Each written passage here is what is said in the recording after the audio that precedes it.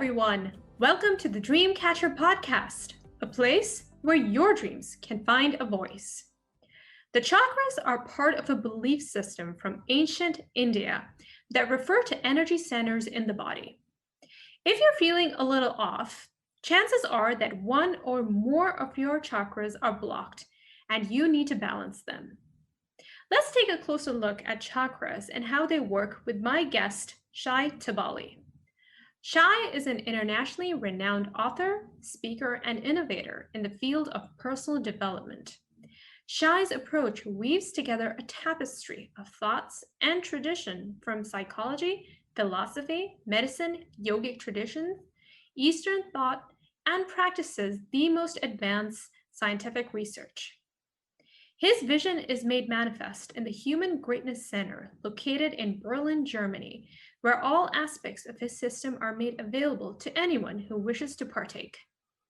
In this interview, Shai is going to offer insight into how chakras work, what we can do to make sure that they function at their best, and what to do if they get blocked. He also talks about the 7 different chakra personality types and how it impacts us. If you like what you heard, please don't forget to like, rate, share, and subscribe to this podcast. Thank you. Hello, Shai. How are you doing today? I'm doing very well. Very happy to be here. Yeah, I'm so glad to have you on the show. You're all the way out there in Germany, right? Yes, situated in Berlin. Yes. In Berlin. Nice. And I'm out here in LA. So this is the wonders of technology that allows us to have this conversation. Yes, thank God for technology. Yes. I know. Well, I am so happy to be able to connect with you today. And I've had a chance to browse through your vlogs, and I can see that you're very prolific. You have a wealth of knowledge on so many aspects of spirituality, not just chakras, which we're going to be discussing today. So I just want to acknowledge that and let everyone know that. Thank you. Sometimes I am suspecting that I'm over prolific. No, it's good. It's good. But yeah, as I said, we're going to be talking about chakras today. So I'm just really looking forward to our discussion because I'm sure that a lot of people are curious about it and how that system works because it is so powerful. So thank you for being willing to share your knowledge with us on this topic. Joyfully. Okay, so Shai, I always like to start my interviews by getting a sense of my guest's background and how it influenced what they do today. So why don't you tell us what led you down this path of mysticism, spirituality, and philosophy? What was the early inspiration behind your choice? Well, first of all, we need to distinguish mysticism from philosophy because these have been for me two separate paths. First, philosophy. I had tried to study philosophy in my early 20s, and when I did try, I realized that philosophy, at least academic philosophy, did not have or was not able to answer the burning existential hunger that I had inside me, that I had inside my heart. Therefore, I embarked on the spiritual journey, responding to the statements and to the words of the great mystics, especially the mystics of India. And so basically, I would say that this was simply a sort of choiceless heart calling. I just couldn't resist it. There was something about this talk about unity beyond the personal self, beyond separation, beyond the individuality that simply I couldn't resist. So of course there was the combination of some psychological suffering. I remember myself very well feeling fear, social fear, and thinking to myself, this can't be right. You see, I am among my best friends and still I feel so much social fear. Something is wrong with the way I understand life. So there was that as a drive, but beyond that, there was a higher calling. And you grew up in Israel, right? Yes, yes, yes. And And back then I was a journalist and oh, an author. And okay. an author, I used. Yeah, Sorry. I'm a journalist too. Yes, that I'm aware of. Yes, Okay. yes, yes. So I was a journalist writing for main newspapers and a radio station, and I wrote prose and published short stories. But that wasn't enough. There was something beyond all that. Okay. And you felt this in your early 20s. Is that correct? Yes. So already at the age of 21, I started the journey that culminated in some kind of shift to some sort of cosmic consciousness and expansion of the self at the age of 23, and that completely changed everything for me. Oh, that's great. And when you talk about cosmic consciousness, describe what that is exactly. Well, it's at that time when I was 23, it was simply the realization that what I recognized as my personal, special, private self was actually a non-local or universal sense of being that encompassed all and everything. So I basically found myself in the trees, I found myself in the rocks, in the sea, in the clouds, in every face that I met. So that was an exhilarating realization that was then accompanied by overwhelming universal love, bliss, and a sort of intense inner cleansing. That sounds beautiful. That sounds like a really, wonderful mystical experience. Yes. Great, That's the love of my life. great. Thank you for Yes. sharing that, Shai. So, tell us, Shai, what exactly are chakras and why do you think it's important to know about them? Well, historically, in one sentence, chakras are an ancient system. It's at least 2,500 years old, and it's a system that has been developed later on by tantric practitioners and then New Age seers. And what makes it so important, and I think that's why chakras never cease to excite people, and many writers still they keep illuminating this subject, is that chakras are the one system in our being that resides exactly in between the spiritual and the material, or between the physical and the subtle.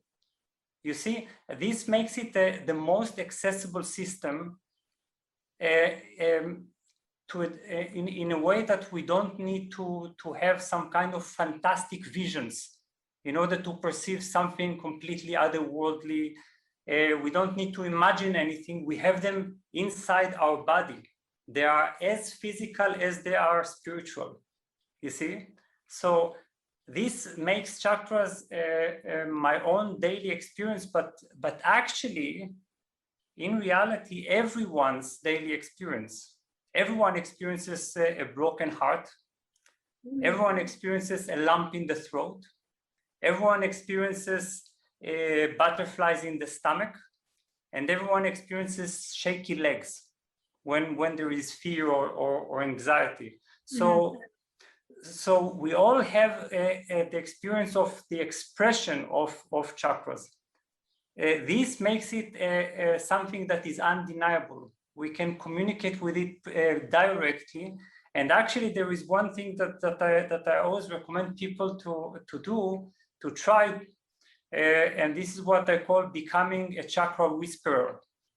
And to become a chakra whisperer, which is actually very easy to do. Okay. If you simply think for a few minutes, let's say for 5 minutes, about your current emotional challenge, or about a certain challenge in your life, just think about it or write about it. After 5 minutes, close your eyes and try to feel what area in the body has been triggered the most. That area in the body is actually the relevant chakra. And this actually is a great way to begin to understand what the source of our challenge is. So for someone who's having constant migraines, a possible chakra would be the one situated in their mind? Yes, but that's sometimes too obvious. This is the thing. We sometimes think that we analyze it intellectually, but actually when we begin to listen, we might find out that it originates in our solar plexus, which is some kind of social pressure or inability to live up to certain demands of authorities, society. Sometimes it's in the root chakra. We feel it. We discover that it originates at the base of our being because of certain anxieties or worries. So this is how chakras are actually the ideal map that helps us to navigate our emotional, psychological, and also spiritual journey. Because you see, humans are extremely complex phenomena. Chakras help us to divide these phenomena in the case of the 7 chakra system into seven compartments or 7 different layers, 7 aspects that each requires our attention. Okay, and how is it connected to our personal power? I know some words that people have used to describe our personal power is like chi and prana. Is that something that chakras regulate? Among others, yes. If to give a very brief description of our subtle body, our gorgeous subtle body, we have the subtle body consists of many thousands of subtle columns or hollow tubes that are called nadis. Nadis can also be veins, for instance, in the physical body. But these hollow tubes, they conduct prana. You see? Yeah. So we have these many thousands of them, and then we have one central that begins at the base of our spine and reaches and culminates in the crown chakra here. So around within this central channel, there are these 7 centers that are deeply, let's say, engraved inside this channel. This channel is closer to our spine, to our physical spine, closer to the front of the spine. So therefore, the relocation of the chakras is actually deep within the body, not here or here, and so on, but deeper inside the body. Okay. Thanks. So chakras, in this sense, they are like you can say they are junctions or confluences of prana. Confluences of prana. Okay. Yes. Yeah, I'm sure people can. That definitely helps. That makes it more tangible. And I came across your quiz on the 7 different chakra personality types, and I found that so interesting. Can you give us a brief overview of the 7 types? Yes. Well, first of all, the seven types is more or less a system that I've developed myself. It doesn't exist in the scriptures except for perhaps certain hints. So it was simply my intuition that the chakras have actually also an individual aspect, because usually we treat chakras as a ladder of development that each of the steps requires Evolution, treatment. certain level of evolution. Exactly. Yeah. And that is a universal process of development. It concerns us all, and that is correct, of course. But then slowly I came to realize that people also, people's personality and also journey of the soul are governed by some major chakra that determines and gives shape to their main perspective, to their inclinations, passions, the way they understand the world, the values that they cherish the most, the meaning of their life, then the purpose of their life, and so on. And then there are also two secondary chakras that are very crucial in the development of our personality. Now, this system is important because, first of all, it enables us to understand ourselves. It helps us to know why we have certain inclinations, why we have certain excessive behavior. Not all of that is something wrong that needs to be fixed, actually. Can you give us an example of that? Of course, yes. For instance, you see, each chakra personality type is usually told from the beginning of their life, you should be more like this, or you should stop being like this. For instance, I belong to the third eye chakra personality type. That sounds and this chakra type tends to be quite isolated. Like they like to sit in a room, and they can sit in one room. Sorry? Like a hermit, like Exactly. They're developing thoughts, and they are pretty content remaining with themselves. And then they are told from the very beginning, start living, start being a part of life. Or heart chakra type, they are told, stop being so clingy and yes, exactly. Start becoming independent, and don't engage yourself too much in relationships and be so hypersensitive. So this makes the chakra type system a system that enables us, above all, to attain authentic self-acceptance, but also compassion toward others around us, because we ourselves commit the same sin by looking at others and thinking they should be more like us. You see? Yeah, I mean, would you say that people of higher chakras are more superior to the one of lower chakras? No, not at all. Not at all. I'm chakra, and you're like the first. You know, I deal with higher matters. Actually, each chakra type has their own pride and arrogance, and look down on the other chakra types. You see, the root chakra type, who are extremely grounded and down to earth and sensitive to details. Yeah, they look more down. Matters, right? They're more practical, I'd imagine, like the root chakra people. Yes. Yeah. Yes, they believe in diligence, in persistence, in patience, and then they notice all the other chakra types. For instance, the chakra, the sacral chakra personality type, the second chakra. They are like butterflies. You see, they hover over life. They never commit. They're never responsible. They are like children forever. And they have this kind of bubbling joy so then the root chakra type, they consider them to be not serious enough, that they don't understand what life is all about.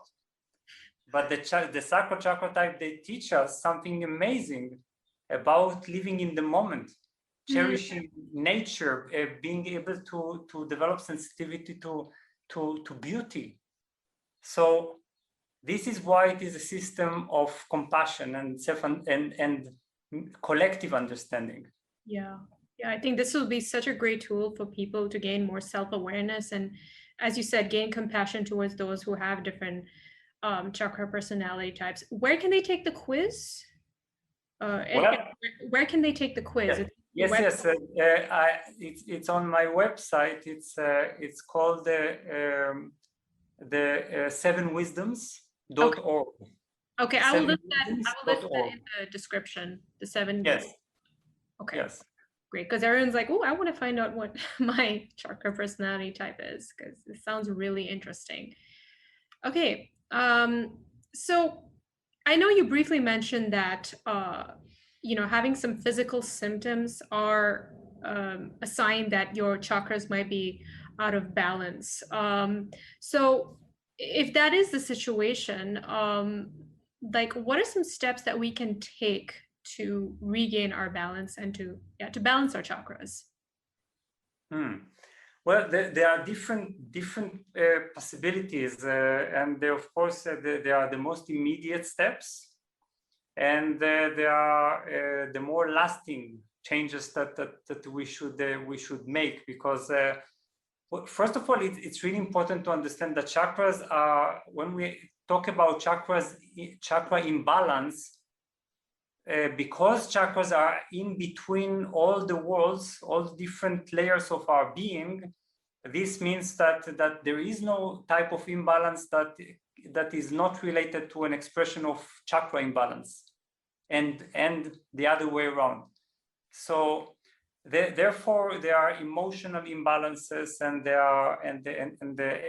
we find it in excessive thoughts. We find it in our worries, we find it in our psychosomatic disorders, and so on and so on. So the most immediate thing we can do is this is the advice that I give, is that we can visualize the chakra. If we visualize that we have a central column that pierces through the center of our body, then we need to visualize that the specific chakra opening up like a flower toward the world, you see, because when the chakra is in a state of imbalance, it collapses, its energy collapses inwards, while chakras are in a state of balance. They are like perfectly open flowers. So visualizing even that, how the chakra comes out of its hiding place, opening up like a flower, this is already this is an emergency treatment, you can say. Yeah. Then there are more serious approaches. First of all, we need to educate ourselves about the specific themes of each chakra and the specific practices that are related to this chakra, or techniques. Okay. Then when we educate ourselves, we also know how to take some action in life. Yes. That responds to that chakra challenge. Yeah. You see, it's not always an internal solution. Right. I mean, I remember once there was this phase where I was having problems with my throat, and I know that throat chakra has something to do with self-expression, right? Among others, definitely, yes. Yeah. Yes, our ability to expose our inner world and to make it visible. Yes. Oh, interesting.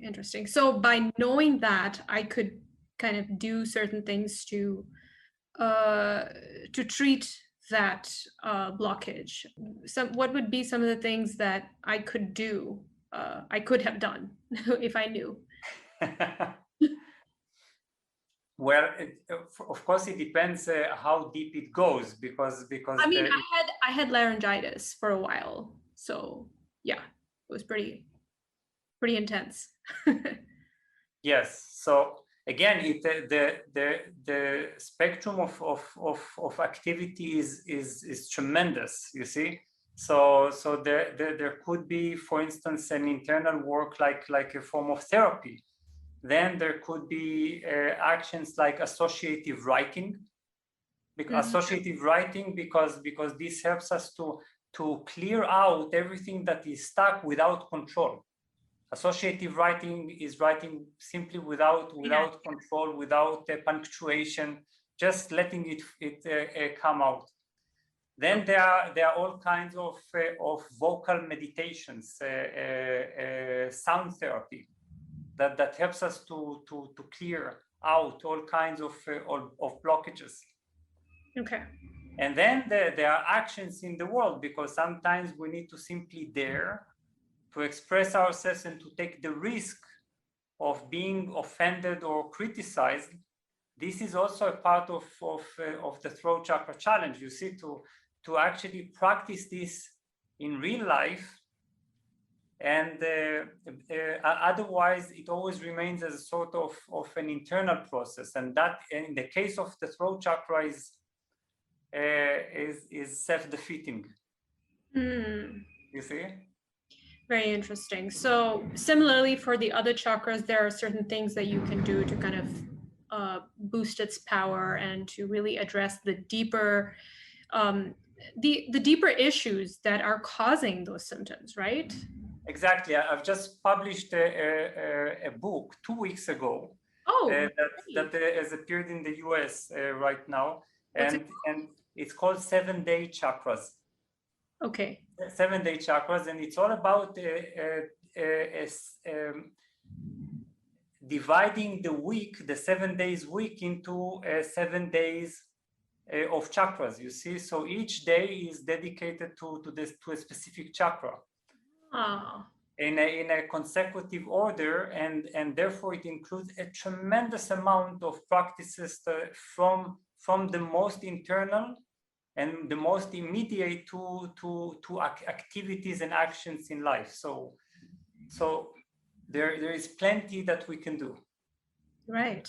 And what are your thoughts on those chakra jewelry? I mean, I'm a big fan of those, but do those work?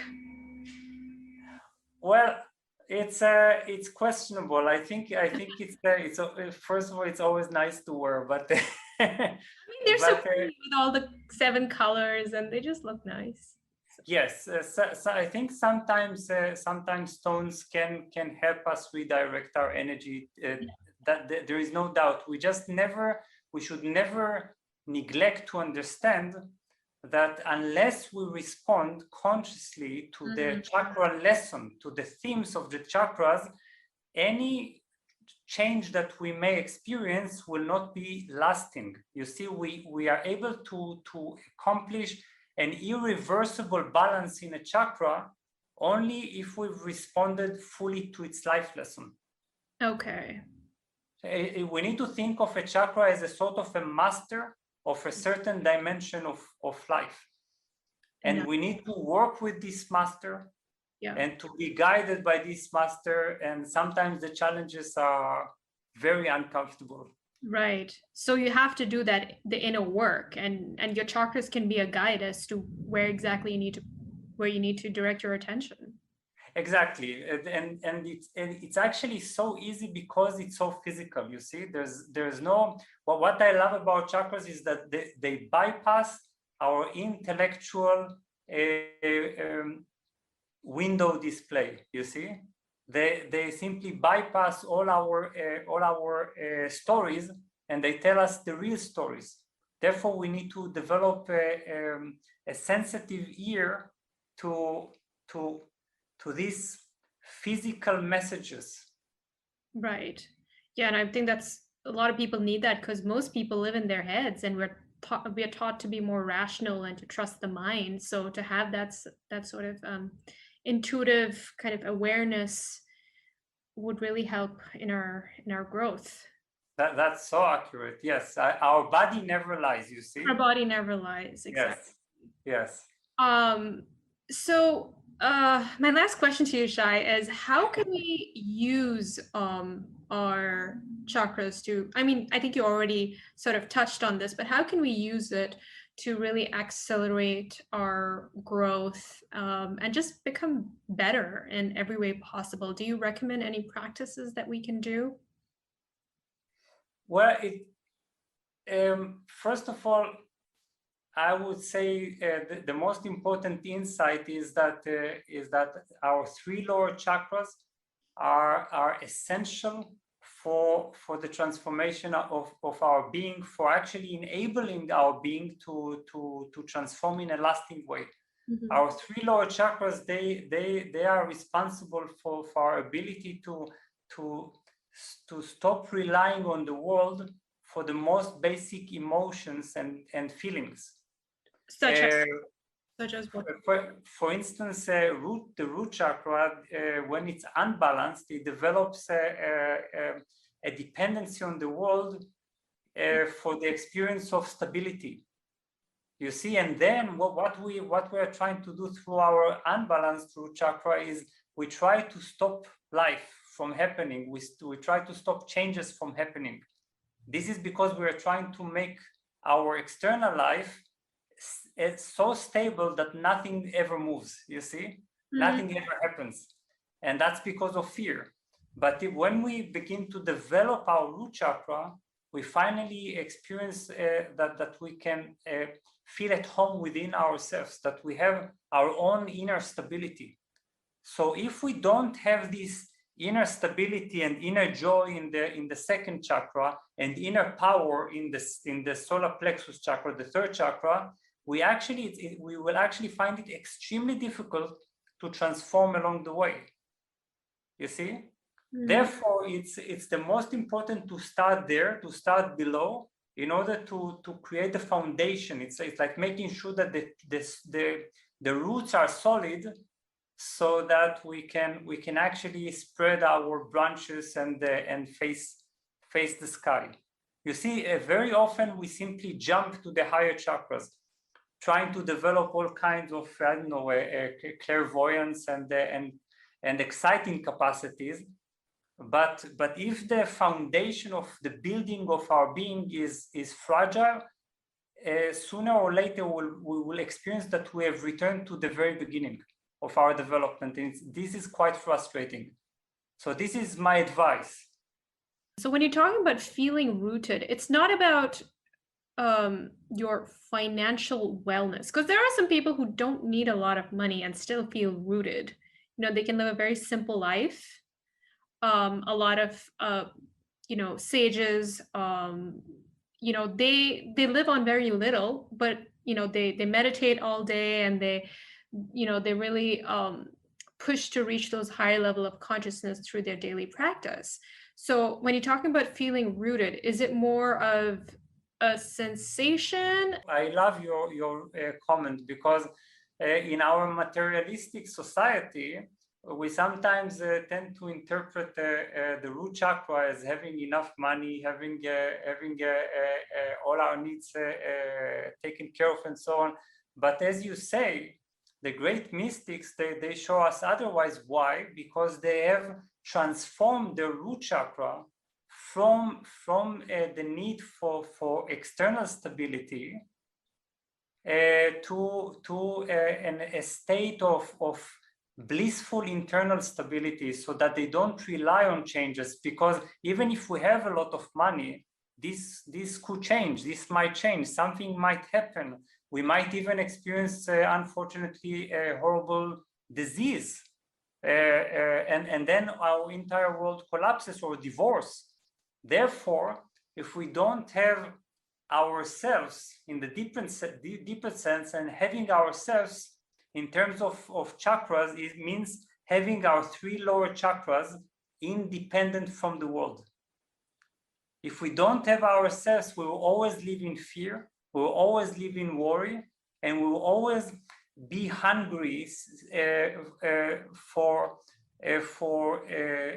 experiences in life that give us joy and give us contentment and so on. That's the secret of the great mystics, because they have transformed their chakras. Yeah, I mean, classic example is Buddha, who left his palace, he left all his riches, and then he was living, in the village and just getting food from people whoever would give him food. So, he was, he's a classic example someone who did not, who didn't need that financial security to feel rooted. Yes, that's the bliss of authentic independence, inner independence.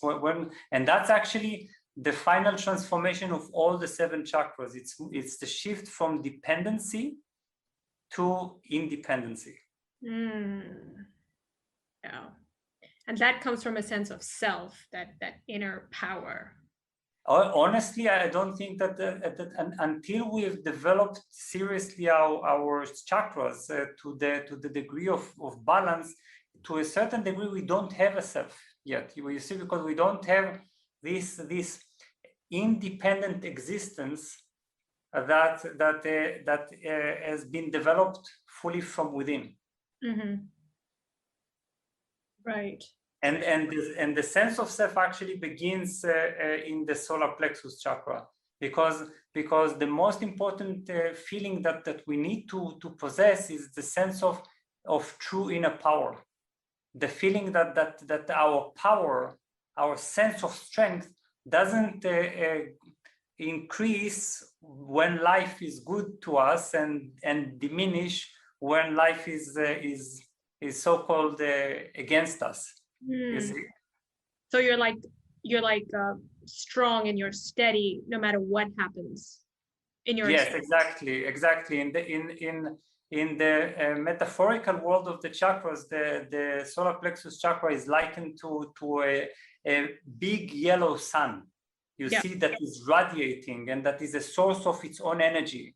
And this, I think, is what it is all about. Being ourselves means being a small sun. Oh, a small sun. Oh, yes. That's great, Shai. Thank you so much. It's been such a pleasure talking to you and learning from you. Yes, it's been wonderful, so beautiful to have this discussion. I'm really touched. Shai, I know that you have a course on chakras on your website. So for those who want to learn more about it, and where can they access this course? Well, all they need is to either enter the 7wisdoms.org website or my own personal website, that is shaitubali.com. Yes. Okay, great. So I will make sure I add those links in the description. Shai, is there anything else you'd like to add before we end the session? No. Okay, great. All right. You have a lovely evening out there in Berlin, Germany. Thank you so much. Thank you. Thank you for this meeting.